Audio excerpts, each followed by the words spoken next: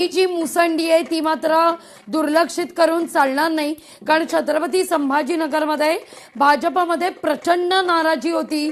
Ticket वाटपापासून अनेक बंडखोरांनी त्या ठिकाणी शड्डू ठोकलेला होता, या सगळ्याविषयी नाराजी व्यक्त केलेली होती आणि याचाच फटका हा भाजपला बसतोय का हे पाहणं महत्वाचं आहे। तर आशिष शेलार मुख्यमंत्री फडणवीसांच्या भेटीकरता वर्षा बंगल्यावर आता पोहोचलेले आहेत। दोघांमध्ये चर्चा झाल्यानंतर आता मात्र या सगळ्याविषयी तर एमआयएमचा जल्लोष आपण या क्षणी पाहतोय।